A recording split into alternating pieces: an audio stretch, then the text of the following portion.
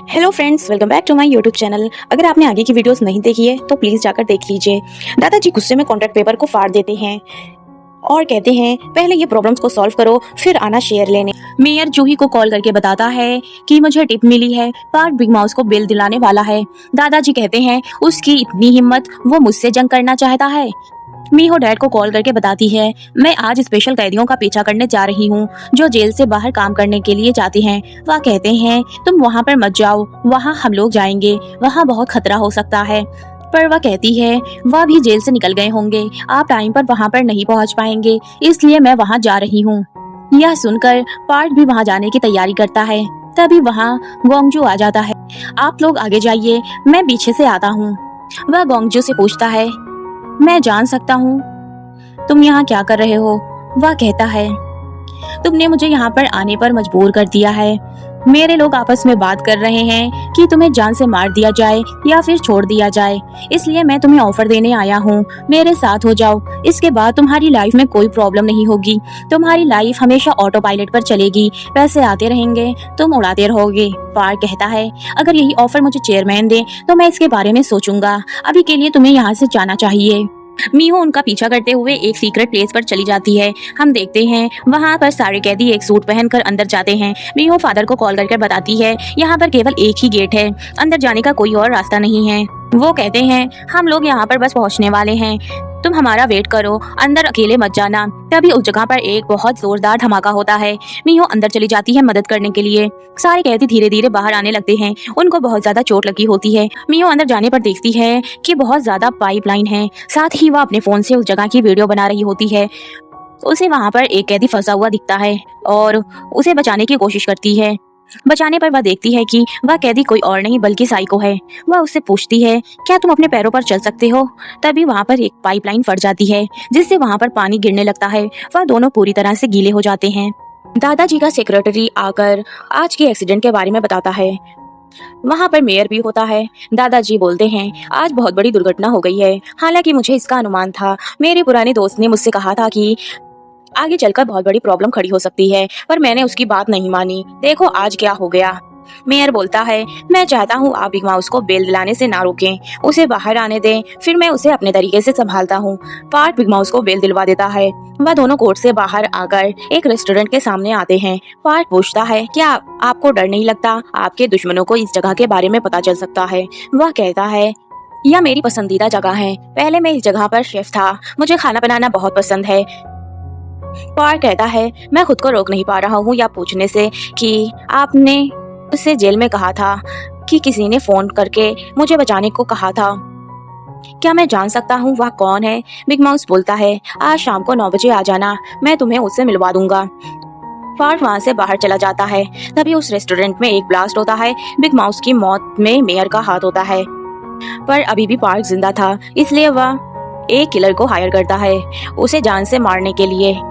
Park एक restaurant में आया होता है जहां बिग माउस की मौत हुई थी। अचानक से उस पर एक आदमी हमला कर देता है। पार्क खुद को बचाने की बहुत कोशिश करता है। तभी वहां पर जेरी आ जाता है उसकी मदद करने के लिए। वह कहता है मुझे पहले ही आ जाना चाहिए था, पर कोई बात नहीं। जेरी कहता है यही है वो जिसने बिग माउस को मारा है। वह तुरंत अपनी वाइफ को फोन करता है। जेरी कहता है चिंता मत करो, मेरे आदमी तुम्हारे घर के बाहर ही हैं, वह सुरक्षित है। मीहो फादर को होटल में लेकर आया जाता है। यह एक ऑर्गेनाइजेशन का होटल है, यहाँ पर कोई कुछ नहीं कर सकता है। पार्क पूछता है जिसने मेरी मदद के लिए कहा था क्या वह तुम में से कोई एक है? जेरी बोलता है नहीं, मैं तो अभी अभी ज्वाइन हुआ हूँ, पर इतनी बड़ी रिक्वेस्ट बिग 3 में से कोई एक कर सकता है। फिर उसे बिग माउस के फ्यूनरल पर ले जाया जाता है। वहाँ बताया जाता है यह ऑर्गेनाइजेशन के बड़े मेंबर हैं। शुरुआत में बिग माउस ने इनकी मदद की थी, फिर धीरे धीरे उनके संबंध अच्छे हो गए और वह बिग माउस के लिए काम करने लगे। वह वार्डन भी आया होता है। पार्क पूछता है यह नंबर 2 है? जेरी बोलता है नहीं, ये नंबर 3 है। वहाँ पर एक वीडियो चालू होती है जिसमें बिग माउस ने एक मैसेज रिकॉर्ड किया था। माउस कहते हैं हमने पूरे जीवन में बहुत से क्राइम किए हैं, जो चाहा वो हासिल किया है बिना किसी को पता चले, पर अब हमारे बारे में सबको पता चल चुका है, इसलिए हमें अपने तरीके बदलने पड़ेंगे। अगर आप सभी वीडियो देख रहे हैं इसका मतलब है मैं मर चुका हूँ। मैंने एक ऐसे आदमी को चुना है जो पूरी तरह से काबिल है न्यू बिग माउस बनने के लिए। क्या आप लोग उसका साथ देंगे? उसका नाम है पार्क। वार्डन इस बात से खुश नहीं दिखता है। वह कहता है यह वीडियो किसने बनाया है। वह पार्क से कहता है आखिरी इंसान तुम हो जिसने बिग माउस से मुलाकात की। तुम्हारी कैसे हिम्मत हुई छोटा वीडियो बनाने की। तभी वहां पर नंबर 2 मेंबर आता है। उसे देखकर पार्क शॉक्ड हो जाता है क्योंकि वह कोई और नहीं बल्कि उसका पार्टनर था। वह कहता है यह वीडियो मैंने बनाया था। यह बिग माउस का आखिरी फैसला था। क्या किसी को इससे प्रॉब्लम है। पार्क को ना चाहते हुए भी बिग माउस बनना पड़ता है। मेयर का सेक्रेटरी जाकर उससे कहता है जिसको हमने हायर किया था उसकी बॉडी मिली है। उसने सुसाइड कर लिया है। मेयर गुस्से में कहता है यह कैसे हो सकता है। इतना बड़ा किलर सुसाइड क्यों करेगा। पार्क संतोष से पूछता है आखिर तुम इस ऑर्गेनाइजेशन में कब से हो। वह बोलता है मैं माफी मांगना चाहता हूँ पर मेरे पास कोई और रास्ता नहीं था तुम्हारी जान बचाने के लिए। वह कहता है तुम लोग कितने कमीने लोग हो केवल मेरा इस्तेमाल किया। वह कहता है मैं केवल अपने दोस्त को बचाना चाहता था। इसमें केवल मेयर की गलती है क्योंकि उसी की वजह से तुम्हें यह सब झेलना पड़ा। संतो बोलता है मैं हैरान हूँ कि तुम इतनी जल्दी मान कैसे गए बिग माउस बनने के लिए। वह कहता है मेरी मजबूरी थी। अगर मैं मना कर देता तो क्या तुम लोग ऑर्गेनाइजेशन की सच्चाई जानने के बाद भी मुझे जिंदा छोड़ देते। वह पूछता है इसका मतलब तुम अपनी मर्जी से नहीं माने हो।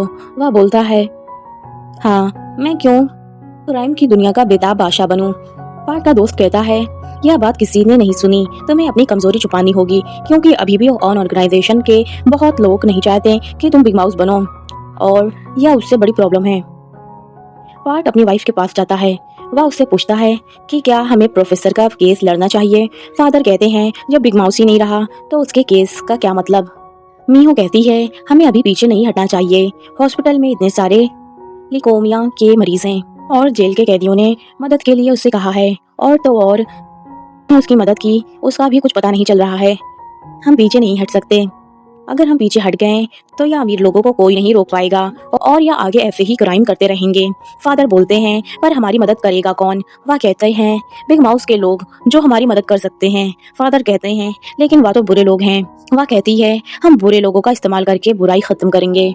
आगे की वीडियोस देखने के लिए हमारे चैनल को सब्सक्राइब करें और बेल आइकन को क्लिक कर दें ताकि कोई भी अपडेट आप मिस ना करें और मुझे इंस्टाग्राम पर फॉलो करना ना भूलें। Thanks for watching. See you soon. Bye bye. Take care.